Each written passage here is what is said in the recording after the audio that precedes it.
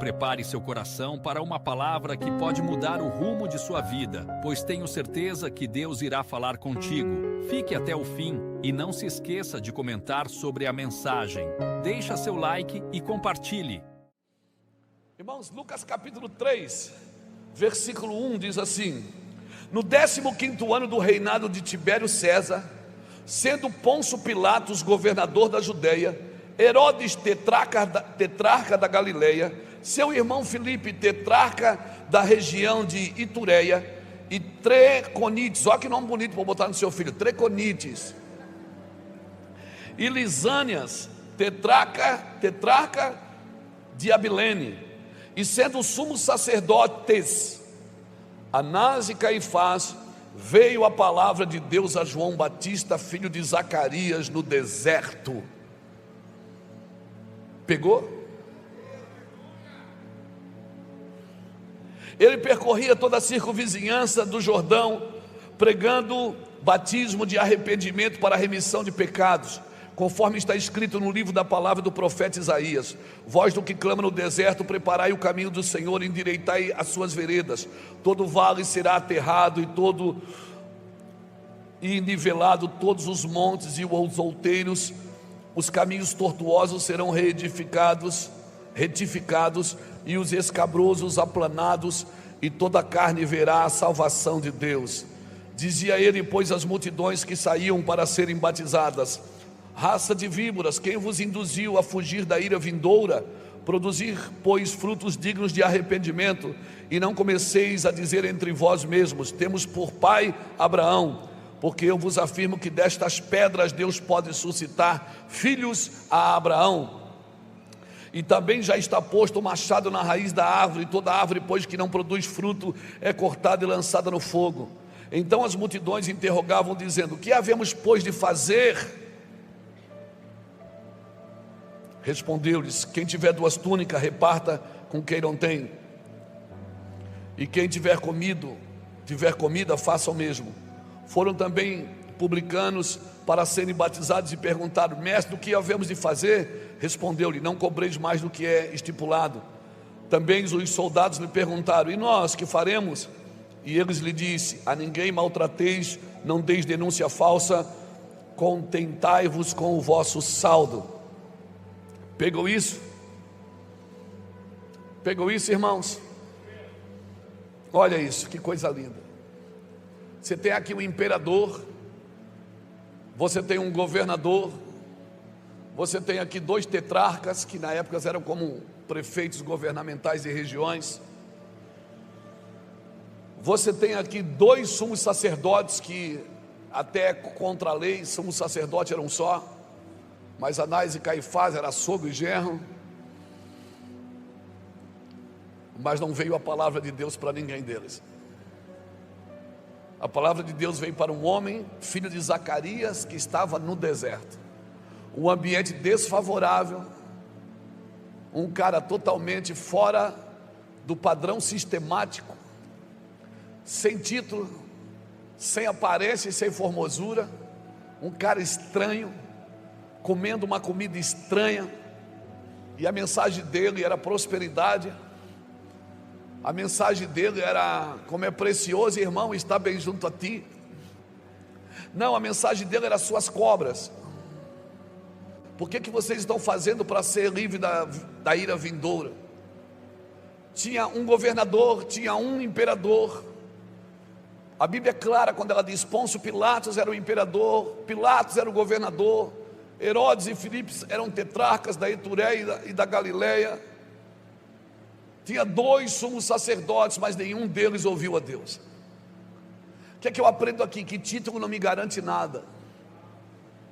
Que estar posicionado com títulos não me garante nada. O que me garante alguma coisa é ouvir a voz de Deus. Então não corra atrás de posições, corra atrás de autoridade. Não são as posições que te dão autoridade, é a autoridade que te leva para posições. Deus dá autoridade porque a autoridade vem de autor, ela não vem com posições. Pensando nisso, muitas pessoas correm atrás de posições, achando que se tiverem posições vão ter autoridade.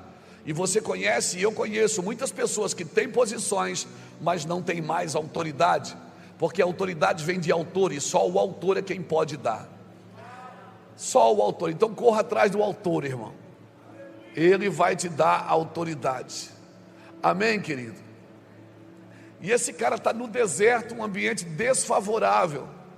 E as pessoas saíam do templo, saíam das sinagogas, elas saíam dos lugares que, evidentemente era Deus falava ali, e elas iam lá ouvir João Batista no deserto, para serem chamados de cobras. E é interessante que esse homem, meu Deus, eu queria que nessa manhã você tirasse o nome de João Batista dali e colocasse o seu. Porque homens e mulheres que vão fazer a diferença nos seus ministérios nessa geração, irmãos, são homens e mulheres que vão andar fora da curva. Amém? Eles, olhando para eles, você não vai ter nenhuma esperança. Eles não têm nada para mostrar. Eles, às vezes até a sua igreja não é grande. Eles não têm muita aparência e formosura, não têm exibições, manifestações. E João Batista, ele traz para uma linha prática o evangelho. Porque eles perguntam, o publicano pergunta: tá bom, você está falando? Havia tanto temor que os publicanos iam ouvir João Batista, os soldados iam ouvir João Batista. Ele não atraía só pessoas de baixo escalão, não, ele atraía pessoas de alto escalão, publicanos, cobradores de impostos, soldados, e todo mundo fazia a mesma pergunta: o que eu faço? O que é que eu faço para ser salvo? João Batista não disse: ó, você faz esse curso, você compra esse livro. Não, ele disse: você tem 2 túnicas, dá uma para alguém. Você tem comida, reparte com alguém. Mas eu que sou cobrador de impostos, tem chance para mim? Tem. Você seja honesto, não cobre mais do que é para cobrar. E eu que sou soldado, o que é que eu faço? Não use da sua autoridade para menosprezar pessoas. Você está me entendendo o que é que João Batista está promovendo aqui, irmãos? Ele está promovendo um evangelho prático, porque o evangelho é prática. Evangelho não é teórico, ele é prático, é uma vida prática cotidiana. Quando Lucas escreve para Teófilo em Atos dos Apóstolos, no capítulo 1, é interessante que Lucas era médico e Teófilo era o financiador do ministério de Lucas, porque médico naquela época não ganhava dinheiro, ele servia para servir simplesmente. E Lucas, ele era mantido no ministério pelo Teófilo. Então quando ele escreve Atos, ele está prestando conta com Teófilo do que Teófilo investiu no ministério dele. Então ele diz: ó Teófilo, meu amado, agora eu vou começar a descrever tudo que Jesus fazia e ensinava. Jesus não ensinava o que não fazia.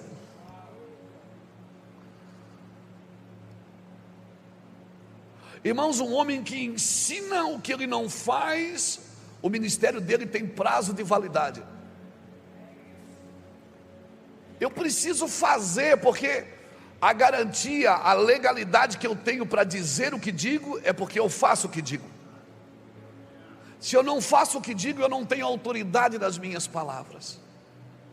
Porque evangelho não é transferência de informações, é transmissão de vida. Evangelho não é transferência de informações, irmãos, é transmissão de vida. Amém, irmãos? Há uma diferença de ensinar e educar. Quando você ensina, você transfere conteúdos, mas quando você educa, você transmite valores. Valores de vida, valores de família, valores de ser um pai, de ser um filho, de ser uma esposa, de ser uma mãe. Isso são vida cotidiana, irmãos. Vida cotidiana. E eu tenho muito que aprender com esse cara, porque A religiosidade, ela vai querer impor na sua vida uma doutrina. Se você puder botar aqui no telão, seria tão bom, porque todo mundo vê. João capítulo 1, versículo 19. João capítulo 1, versículo 19 em diante. Põe aqui para mim, e fica com a Bíblia aberta que nós vamos ler bastante. Muitos dentre os judeus tinham vindo ter com Marta e Maria. Não é João capítulo 11, é capítulo 1, versículo 19. Este foi o testemunho de João quando os judeus lhe enviaram de Jerusalém sacerdotes e levitas para lhe perguntarem: quem és tu? Segura aí. Estava acontecendo um movimento no deserto, e isso incomodou o clero. Quando começa a acontecer os movimentos no deserto, incomoda o clero. Aí o clero mandou alguém lá e disse: vão lá perguntar quem és tu? Aí perguntaram no versículo 20. Ele confessou e não negou, confessou: eu não sou o Cristo. Eles começaram a perguntar: tu é o Cristo? Ele disse: não, então por que tu batizas? Vai lá, versículo 21. Então lhe perguntaram: quem és, pois? És tu Elias? Ele disse: não sou. Tu és profeta? Respondeu: não. Ô irmão, sei, eu já tinha botado um currículo ali embaixo, formado em teologia, PhD não sei o quê, o apóstolo dos apóstolos. Disseram-lhe, pois: declara-nos quem és, para que demos respostas àquele que nos enviaram. Que dize a respeito de ti mesmo? Aí o João, meu amigo, disse. Então ele respondeu: eu sou a voz do que clama no deserto. Endireitai o caminho do Senhor, como disse o profeta Isaías. Ora, os que haviam sido enviados eram de entre os fariseus, e perguntaram-lhe então: por que batiza se não és o Cristo, nem Elias, nem o profeta?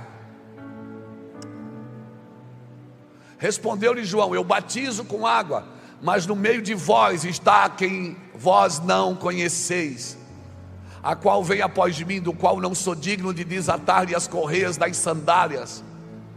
Estas coisas se passaram em Betânia, do outro lado do Jordão, onde João estava batizando. Até aqui está bom. Tu és o Cristo? Não. A religiosidade foi lá para saber o quê? Quem tu és? A gente quer saber o que tu és. A gente quer dizer o que você é.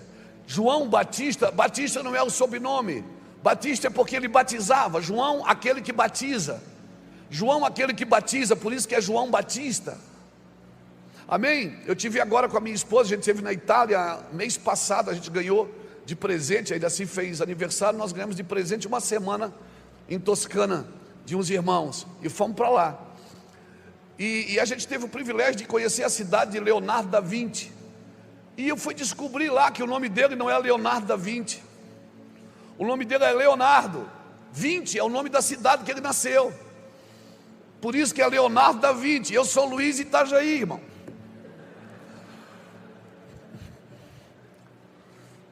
Eu disse: não é da Vinci o nome dele? Não, Vinci é o nome da cidade que a gente teve. E fomos na casa que ele nasceu. João Batista não é porque o sobrenome dele é Batista, é porque ele batizava. João, aquele que batiza. Maria Madalena, o nome dela não é Madalena, é de Magdala. Magdala era a cidade, por isso que é Maria de Magdala, Maria Madalena. Então nós precisamos entender que as pessoas vivem colocando identidade em nós, mas você tem uma identidade em Cristo, amém? Aleluia! Você tem uma identidade em Cristo. Ele confessou e não negou: tu és o Cristo. Ele disse não. A religiosidade quer impor uma identidade. Por isso eu não posso confundir movimento de reino com um movimento religioso. Que é isso, pastor? Deixa eu te falar. O movimento da religião tem a ver com vaidade humana. O movimento do reino tem a ver com o que Deus está fazendo. Então o que Deus está fazendo, Deus vai te colocar nesse movimento. Isso é o movimento de Deus. Por que você está falando isso para nós? Porque nos próximos dias você vai perceber, o Brasil vai começar a se separar, irmãos. Eu falo a nível de igreja, não estou falando a nível político, até porque eu não tenho nenhuma esperança política em lugar nenhum. Amo os meus irmãos políticos que foram chamados para a política, mas a nossa esperança é na igreja. Jesus vai arrebatar a igreja. O que Jesus vai fazer através da igreja. E oxalá o político que se submete a Cristo, porque todo político que está submisso a Cristo, ele governará com o coração de Deus. E não adianta ele ser tetrarca, ser imperador, ser governador, ser prefeito, ser vereador, se ele não ouve a voz de Deus. E se ele não ouve a voz de Deus, ele não tem nada para me dizer. Eu tenho para te dizer.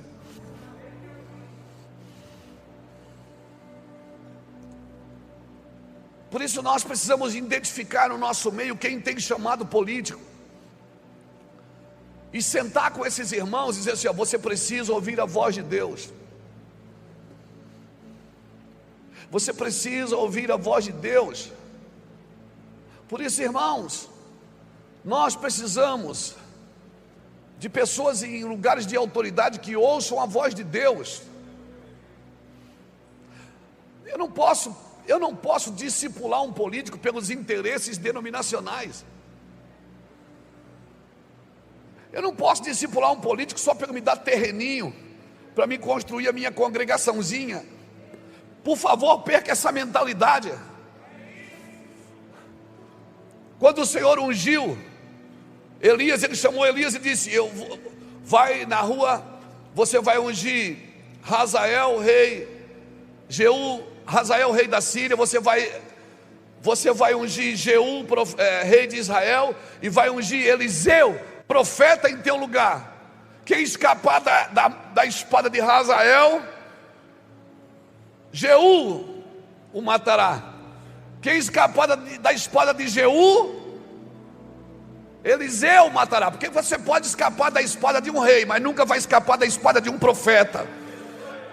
A espada de um profeta, ela corta na ida e na volta, irmão. Quem escapar da espada de um, o outro pega. Então você pode escapar da espada do STF. Eu não tenho medo da espada do STF, eu não tenho medo da espada dos presidentes. O que me preocupa é a profecia.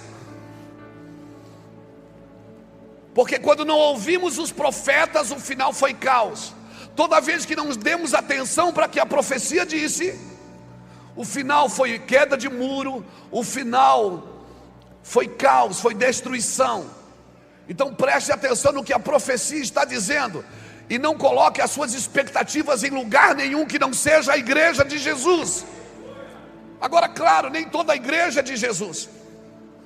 E muitas vezes a igreja evangélica, ela tem atrapalhado o trabalho da igreja de Jesus. Obrigado pelo seu aleluia. Então eu e você precisamos entender, Deus está reformulando de novo o nazereado, irmão. Vai se levantar homens e mulheres que serão nazireus de Deus, separados para Deus, para falar nesses dias nos corações. Levante a sua mão aí e receba, irmãos, em nome de Jesus. Você é aquilo que você vai se tornar. O espírito de Elias estava sobre João Batista, não estava? O espírito de Elias estava sobre João Batista. O próprio Jesus disse isso. Ele era aquele que haveria de vir. Mas quando perguntaram para ele: você é João Batista? Ele disse que era? Não.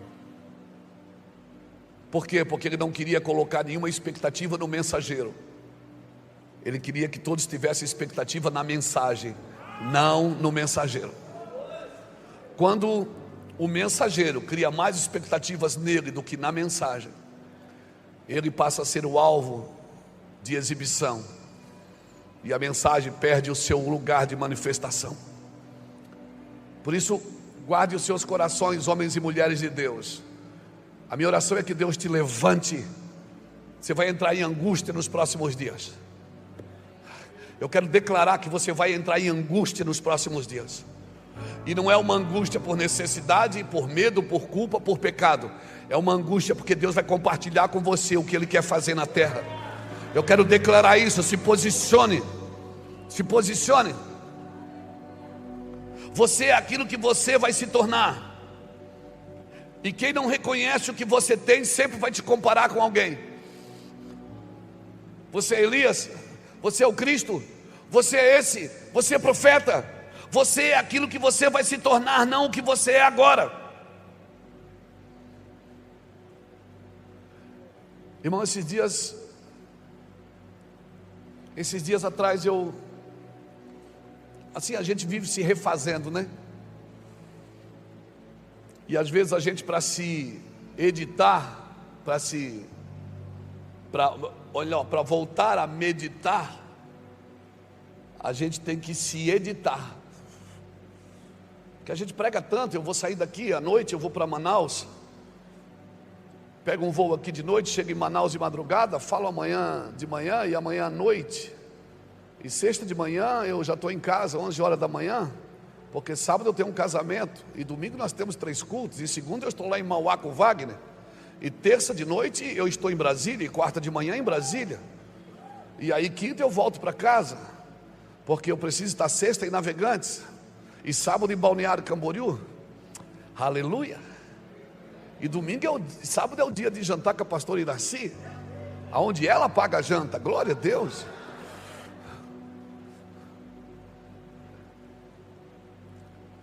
Às vezes as pessoas olham de fora para a gente, elas acham que a gente, meu Deus, esse homem não tem vida, não tem tempo, não tem alegria, não tem... Não, irmãos, é o contrário. Porque se a vida com Deus, meu irmão, deixa eu te falar uma coisa, Deus é bom, Deus é perfeito, Deus é magnífico, Deus é amor, Deus é perdoador. Então se você não está bem com alguém assim, como é que você vai estar bem com os outros? Você não vai estar bem com nada e nem com ninguém. Se você não está bem com alguém que é bom, perdoador, provedor, amigo, parceiro, companheiro, está sempre presente. Se você não vive bem com alguém assim, como você vai viver bem com alguém, irmão? Então a minha cosmovisão acerca de quem Deus é, do que Deus faz, ela vai determinar as minhas tomadas de decisões. Ela vai determinar. E às vezes, para voltar a meditar, a gente tem que se editar na visão. Por quê? É como você lê um artigo de cabeça para baixo. Está na sua mão, mas está de cabeça para baixo. E Deus tem que nos editar. Para que a gente... Quantas coisas que a gente tem na mão já está com a gente, mas a gente ainda não compreendeu. Então a presença de Deus é o que traz a minha identidade de volta. E tira toda a identidade que a religião tentou impor em mim. Por quê? Porque a religião não enxerga uma identidade profética, pastora. A religião não consegue enxergar uma identidade profética. Por quê? Porque a identidade profética não pode ser controlada por ninguém. A identidade profética de uma igreja, e a igreja é profética, irmãos, ela vive para se cumprir o que fora dito. Por isso Jesus nasceu em Belém, para que se cumprisse o que fora dito. Foi morar em Nazaré, para que se cumprisse o que fora dito. Depois mudou para Cafarnaum, no mar da Galileia, e sua fama se espalhou sobre toda a Galileia, para se cumprisse o que fora dito. Foi crucificado fora dos portões da cidade, para que se cumprisse o que fora dito. Morreu e foi sepultado, para que se cumprisse o que fora dito. Ressuscitou no terceiro dia, para que se cumprisse. Jesus andou no cumprimento. Ele não andou para fazer, ele andou para cumprir. O problema é que muitas coisas que estamos fazendo não está cumprindo a profecia.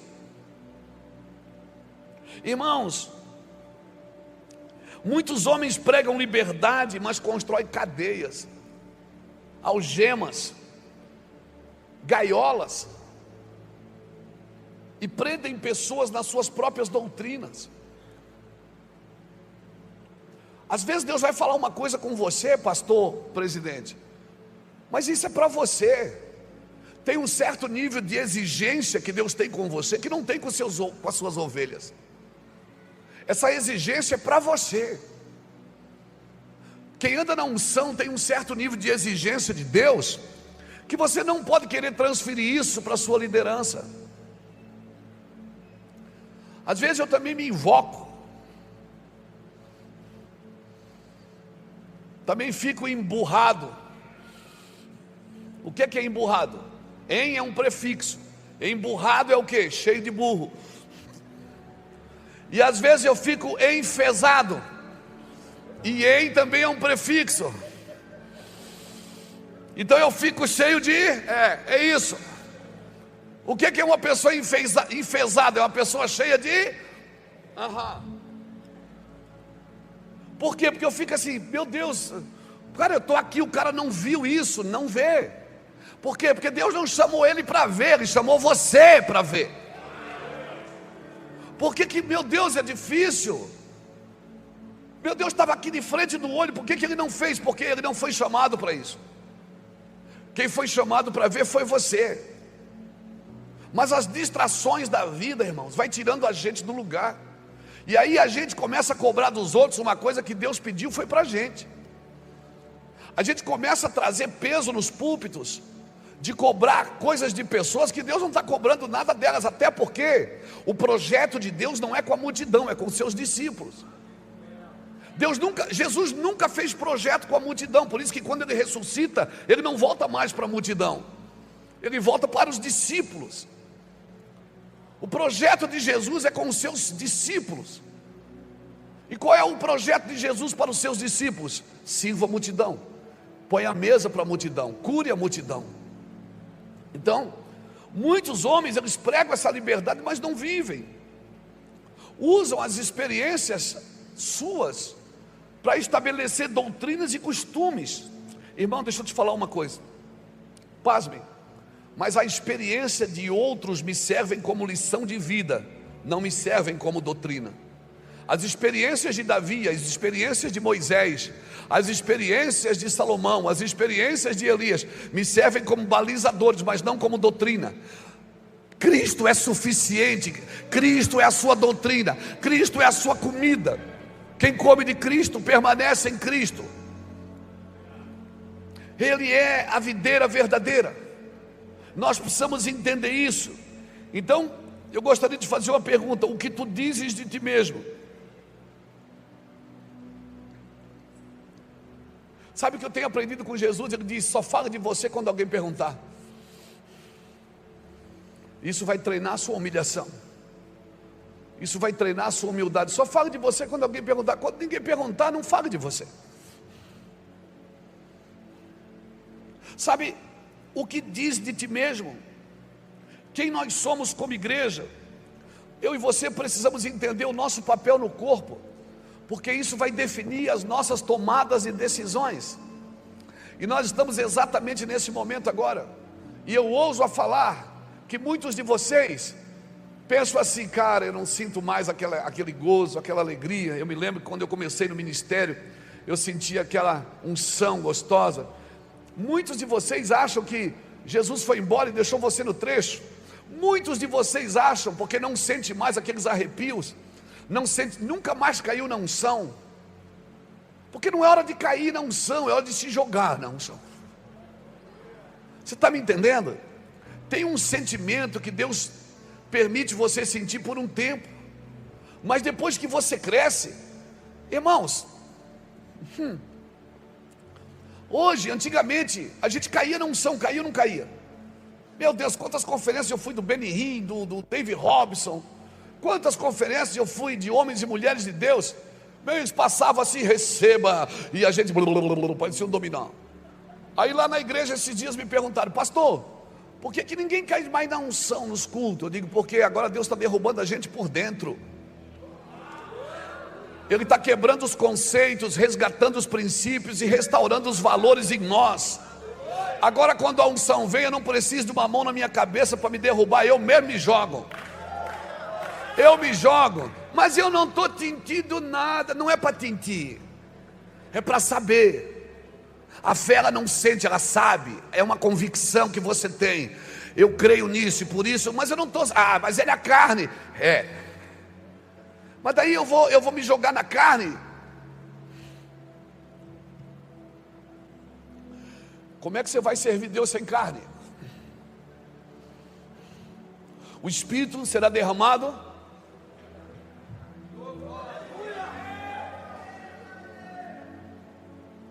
carne é a matéria-prima. O problema é que eu estou esperando alguém passar e me ligar na tomada. E ainda tem que ser no 220, não pode ser no 110 que é fraquinho, tem que ser no 220. Antes a gente ia num culto e dizia assim: rapaz, o culto hoje estava bom, caí 3 vezes. Hoje não, a gente vai no culto e diz: cara, Deus falou comigo, eu preciso mudar. Eu não sou crente, eu preciso mudar. Eu olhei para mim, fiz uma avaliação. Eu estou assumindo uma identidade que eu não tenho.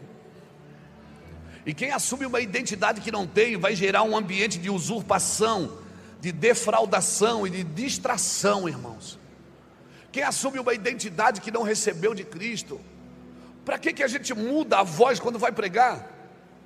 O cara fala bonito, conversa com todo mundo, abraça e beija, pegou o microfone, a paz do Senhor, oh aleluia. Para que essa frescurada? Para que mudar? Por que eu tenho que criar um personagem quando eu estou sendo usado por Deus? Porque eu estou tentando mostrar algo, e quando eu tento mostrar algo, eu não consigo mostrar o Cristo que vive em mim. Cristo em mim, Cristo em vós, é a esperança da glória. Até quando a gente vai orar em casa, sozinho, irmão, não tem ninguém assistindo, o cara dobra o joelho e diz: oh meu Deus, vou falar contigo, cara. Oh eterno.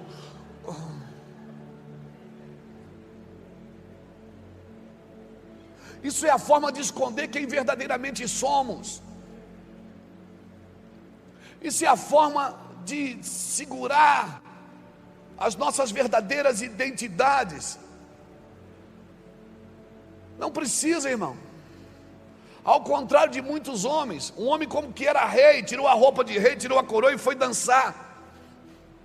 Mas já pensou se a gente chega, já pensou um culto de domingo, os membros da minha igreja me vê dançando, eles vão embora, não dão mais o dízimo, porque esse pastor está desviado. Parece que hoje a gente tem uma reputação para defender.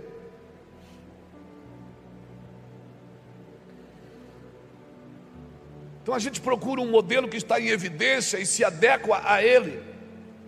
Cutuca alguém que está do seu lado e diga: não aceite a identidade que a religião quer te dar. Diga para ele: não aceite a identidade que a religião quer te dar.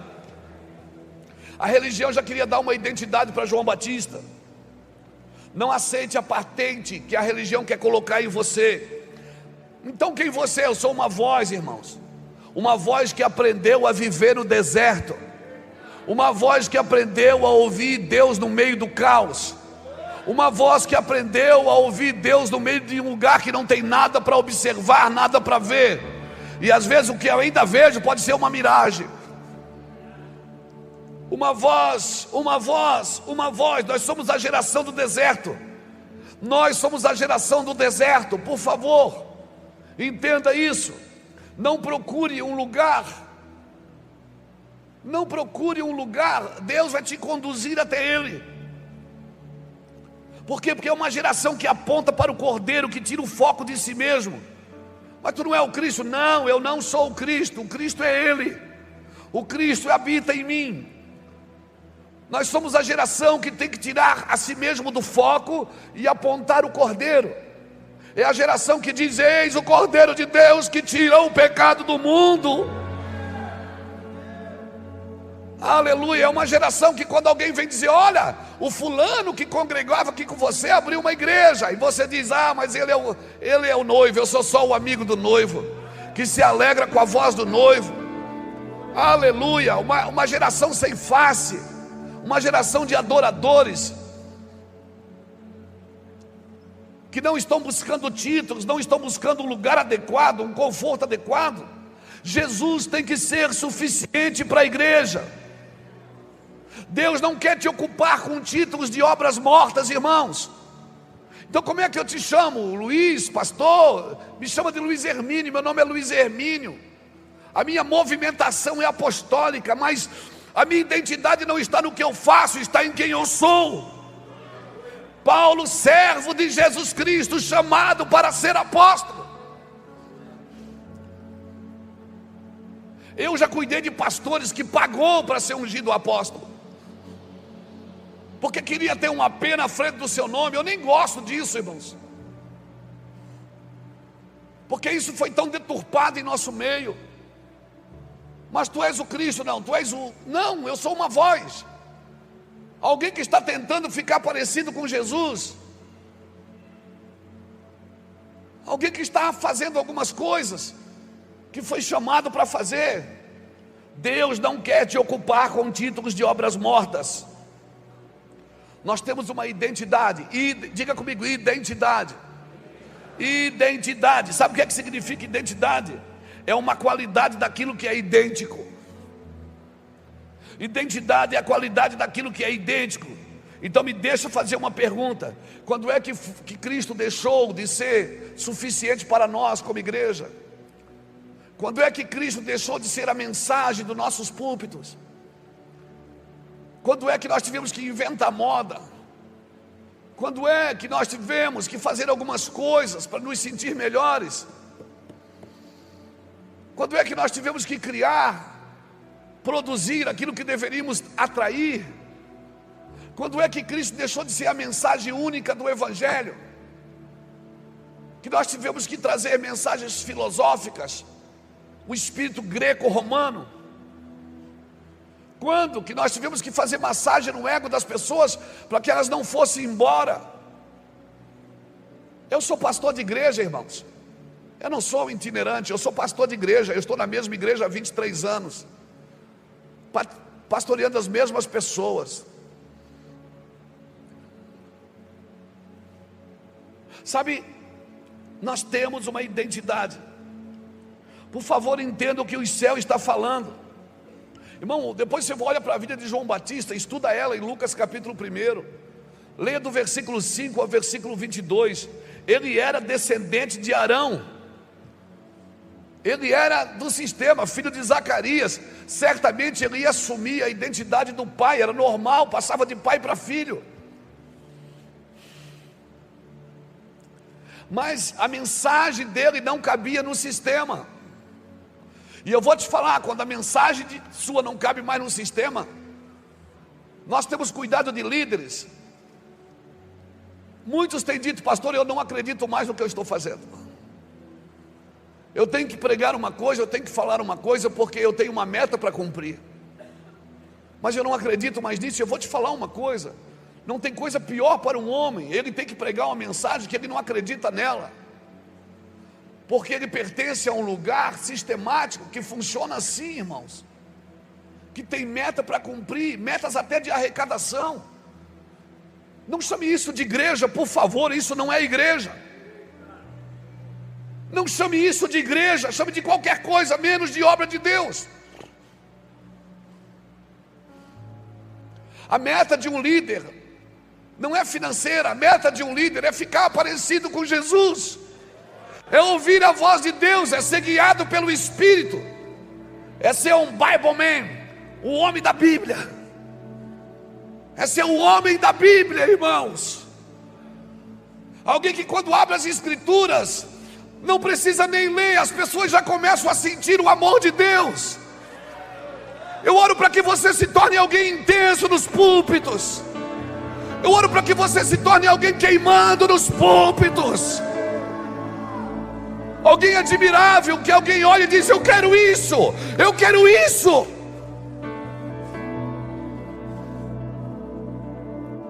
Eu oro para que nós possamos conquistar o respeito de novo, porque infelizmente muitas igrejas televisivas principalmente passaram para a nação uma forma de viver, uma forma de arrecadar, uma forma de lidar com dinheiro que vulgarizou a todos nós. Mas não, você não pode associar pastor a dinheiro, você não pode associar pastor a isso.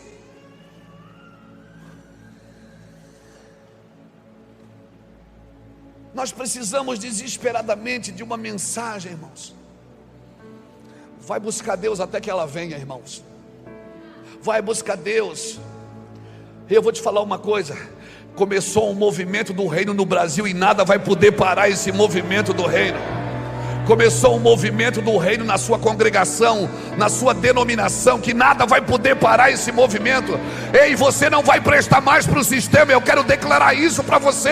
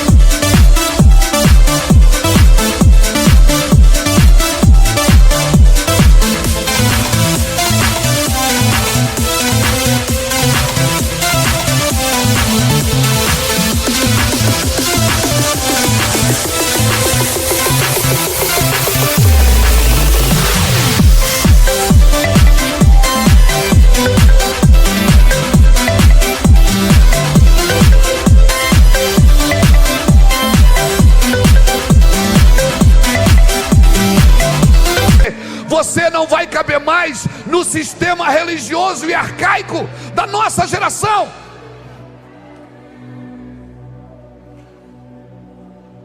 Então me diz quem você é, para que a gente volte lá e diga para quem nos enviou. Vai lá e diz que eu sou uma voz. Tá, mas a sua teologia, você acredita no quê? Que Jesus vem antes da tribulação ou depois? Ou vem no meio? Você, olha que conversas tolas, intermináveis, perda de tempo.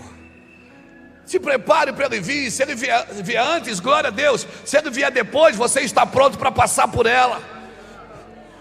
Interessante é que ele vem, eu espero. Quando é que ele vem, pastor? Você acredita no milênio? Eu acredito na eternidade. Se tiver milênio, legal. Se não tiver, também está bom. Você acredita que Jesus vai vir no cavalo branco? Ele pode vir no cavalo branco, no dragão. Ele pode vir aonde ele quiser, irmão. Eu estou esperando Jesus. Conversas intermináveis, tolas, que não produzem avivamento, que não produzem edificação do corpo, só produzem arrogância. E só tem um jeito de se livrar da arrogância: é rogar ao Senhor. Porque saber sem amor nada importa, irmãos. A paz do Senhor, meus irmãos. Gostou da mensagem? Deixa seu like e compartilhe. Veja outras pregações que preparei para você. É só clicar no link e Deus o abençoe.